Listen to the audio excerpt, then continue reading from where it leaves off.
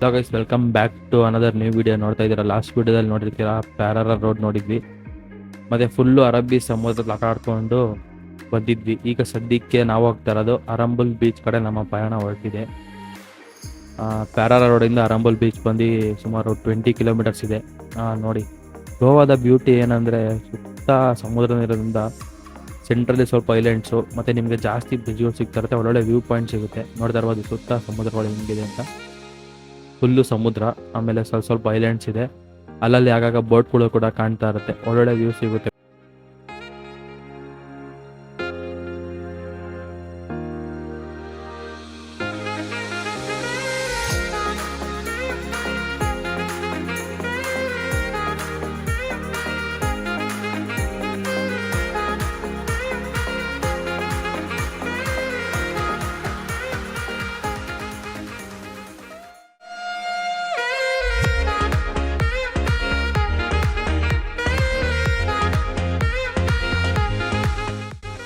ಇವರು finally 20 kilometres full ಬೈಕಲ್ಲಿ travel ಬಂದು ಅರಂಬುಲ್ ಬೀಚ್ ರೀಚ್ ಆಗಿದ್ದೀವಿ. ನೋಡ್ತಾ ಇದ್ದೀರಾ, ಇದೆ ಅರಬ್ಬಿ ಸಮುದ್ರ, ಬಟ್ ಗೋವಾದ ಅರಂಬುಲ್ ಬೀಚ್. ಸದ್ಯಕ್ಕೆ ನಾವು ಇಲ್ಲಿಂದ ಫಸ್ಟ್ ಹೋಗ್ಬೇಕಾಗಿರೋದು, ಈಗ ಸದ್ಯಕ್ಕೆ ಬೀಚಲ್ಲೆಲ್ಲ ಏನು ಆಟಾಡೋದಿಲ್ಲ. ಇಲ್ಲಿಂದ ನಾವು ಹೋಗ್ಬೇಕಾಗಿರೋದು ಸ್ವೀಟ್ ವಾಟರ್ ಲೇಕ್ಗೆ. ಇಲ್ಲಿಂದ ಟ್ರೆಕ್ಕಿಂಗ್ ಮಾಡ್ಕೊಂಡು ಹೋಗ್ಬೇಕು. ಸೊ 10 ಮಿನಿಟ್ಸ್ ವಾಕ್ ಅಂತ ಹೇಳಿದ್ರು. ಬೀಚ್ ರೈಟ್ ಸೈಡಿಗೆ ಗೂಗಲ್ ಮ್ಯಾಪಲ್ಲಿ ರೈಟ್ ಸೈಡಿಗೆ ತೋರಿಸ್ತಾ ಇದೆ. ಸ್ವಲ್ಪ ದೂರ ಹೋದ್ಮೇಲೆ ಮ್ಯಾಪ್ ವರ್ಕ್ ಆಗಲ್ಲ ಅಂತ ಹೇಳಿದ್ರು. ಸೀದಾ ನಡ್ಕೊಂಡು ಹೋಯ್ತಾ ಇರೋದು. ಈಗ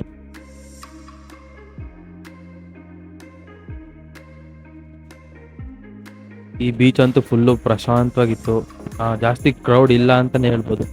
ಹಿಂಗೆ ಮಾಡ್ತಾ ಇದ್ದೀರಿ, ಯಾವುದೋ ಪಕ್ಷಿ ಇದು ಕಾಣಿಸುತ್ತೆ ಕ್ಯಾಮ್ರಾದಲ್ಲಿ, ಕಾಣಿಸ್ತಾ ಇರೋದು. ಬೀಚ್ ಅಂತೂ ಫುಲ್ ಸೈಲೆಂಟಾಗಿ ಪ್ರಶಾಂತವಾಗಿದೆ. ಆ ರಾಕ್ ಹತ್ರ ಹೋಗಿ ಫೋಟೋ ಶೂಟ್ ಮಾಡ್ಕೊಬೇಕು. ಸ್ವೀಟ್ ವಾಟರ್ ಲೇಕ್ ಹೋಗೋಕ್ಕೆ ರೂಟ್ ಗೊತ್ತಿಲ್ಲ, ರೂಟ್ ಕೇಳ್ಕೊಂಡು ಹೋಗ್ತಾ ಇದ್ದೀರಿ ಹಿಂಗೆ ಹೋಗೋದಂತ. ವಿಡಿಯೋದಲ್ಲಿ ನೋಡಿದ ಪ್ರಕಾರ ಇದಿದೆಯಲ್ಲ ಆ ಮೆಟ್ಲು, ಅದೇ ಮೆಟ್ಲು ಹತ್ತೋದು, ಬಟ್ ಗೊತ್ತಿಲ್ವೇ.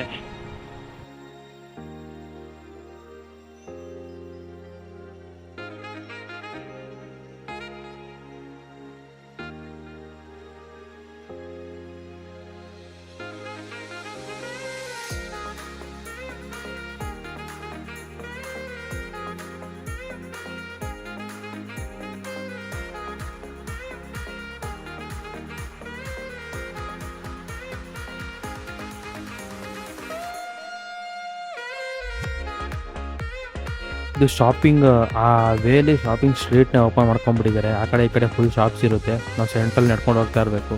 ಯಾರನ್ನ ರೂಟ್ ಕೇಳಿದ್ರು ಹಿಂಗೆ ಮುಂದೆ ಹೋಗಿ ಅಂತ ಹೇಳ್ತಾನೆ ಇರ್ತಾರೆ. ನಾವು 10 ಮಿನಿಟ್ಸ್ ವಾಕ್ ಅಂದರು 20 ಮಿನಿಟ್ಸ್ ಫುಲ್ ವಾಕ್ ಮಾಡ್ಕೊಂಡೇ ಬಂದ್ವಿ. ಅವ್ರಿಗೊಂದು ಸೈಕಲ್ ಡ್ರಾಪ್ ಕೇಳಿದ್ವಿ, ಕೊಡಲ್ಲ ಅಂದ್ಬಿಟ್ಟ. ಸೊ ಇನ್ನೇನು ಮಾಡೋದು, ಡ್ರಾಪ್ ಕೇಳಿದ್ವಿ ಕೊಡಲ್ಲ ಅಂದ್ಕೊಂಡು ಸೀದಾ ನಡ್ಕೊಂಡು ಹೋಗ್ತಾ ಇದ್ವಿ. ಅರಂಬುಲ್ ಬೀಚ್ ಹತ್ರ ಇದ್ದಿದ್ದಷ್ಟು ಶಾಪಿಂಗ್ ಶಾಪ್ಸ್ಗಳು ಕಲ್ಲಂಗೂಡು ಇರಲಿಲ್ಲ. ಏನಕ್ಕಂದ್ರೆ ಅಷ್ಟು ಡ್ರೆಸ್ ಶಾಪ್ಸ್ಗಳು ಅರಂಬುಲ್ ಬೀಚಲ್ಲಿ ಇತ್ತು. ಅಷ್ಟು ಇನ್ನೂ ಕೆಲವೊಂದು ಓಪನ್ ಆಗಿಲ್ಲ, ನೋಡ್ತಿರ್ಬೋದು. ಅಷ್ಟು ಶಾಪ್ಸ್ ಇತ್ತು. ನೋಡಿ, ಇಲ್ಲೇನೋ ಇಬ್ಬರು ಫೋಟೋಶೂಟೆಲ್ಲ ಮೀನು ಹಿಡಿತಾ ಇದ್ದಾರೆ, ಇಬ್ಬರು ಸೇರ್ಕೊಂಡು. ಸಮುದ್ರ ಆ ಕಡೆ ಇದೆ, ಈ ಕಡೆ ಇದಾರಲ್ಲ ಮೀನು. ನೋಡಿ, ಯಾರೋ ಕನ್ನಡದೊಂದು ಗಾದೆ ನೆನಪಾಗೋಯ್ತು ನನಗೆ ಇಬ್ಬರನ್ನ ನೋಡಿ. ಈ ನೀರಲ್ಲಿ ಮೀನು ಇಟ್ಕೊಂಡು ಬರ್ತಾ ಇದ್ದಾರೆ. ರಾಕ್ಗಳು ನೋಡಿ ಎಷ್ಟು ಶಾರ್ಪ್ ಆಗಿದೆ ಅಂದರೆ, ಮೋಸ್ಟ್ಲಿ ಅದು ಅಲೆಗಳು ಬಂದು ಹೊಡೆದಿ ಕಲ್ಲಿಗೆ ಹೊಡೆದಿನೇ ಫುಲ್ಲು ಶಾರ್ಪ್ ಆಗಿಬಿಟ್ಟಿದೆ.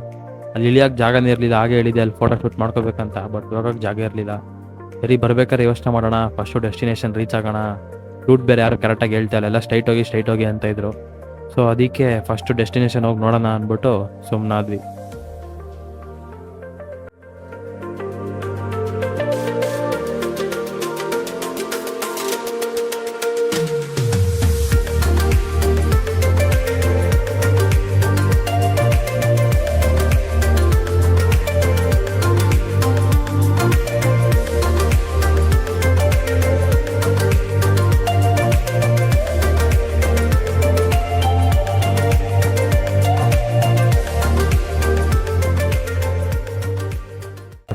ಶಾಪ್ಸ್ ಎಲ್ಲ ಮುಗ್ದು ತಿರ್ಗಾ ಸಮುದ್ರ ಸಿಕ್ತು ನಮಗೆ.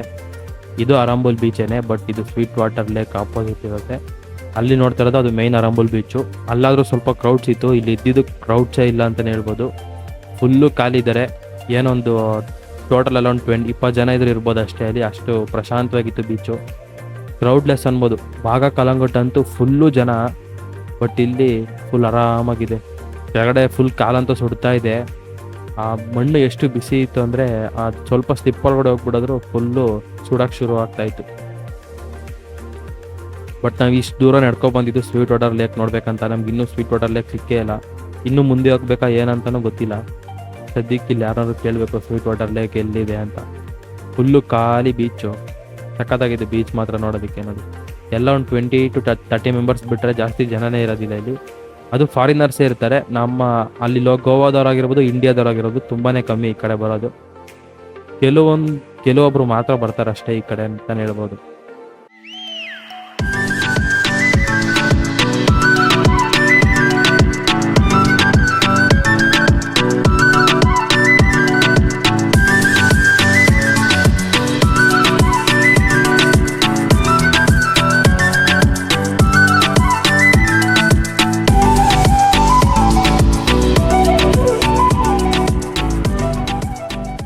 ಇದ್ರೆ ಎದುರುಗಡೆ ಇದೆ sweet water lake, Arambol sweet water lake. ನೀರು ಫುಲ್ಲು ಕಮ್ಮಿನೇ ಇದೆ, ಮತ್ತು ಜನನೂ ಅಷ್ಟೇ, ಜನನೂ ಫುಲ್ ಕಮ್ಮಿನೇ ಇದ್ದಾರೆ. ಯಾರೋ ಒಂದು 10 ಮೆಂಬರ್ಸ್ ಆಟಾಡ್ತಿದ್ದಾರೆ. ಅದು ಫಾರಿನರ್ಸೇ. ಲೋಕಲ್ ಒಂದು 5 ಮೆಂಬರ್ಸ್ ಇದ್ರೆ ಹೆಚ್ಚು, ನಮ್ಮನ್ನು ಸೇರಿಸಿ. ಇನ್ನು ಮಿಕ್ದವರೆಲ್ಲ ಫಾರಿನರ್ಸೇ ಇಲ್ಲಿ ಆಟಾಡ್ತಿರೋದು, ಬೇರೆ ಯಾರೂ ಇಲ್ಲ.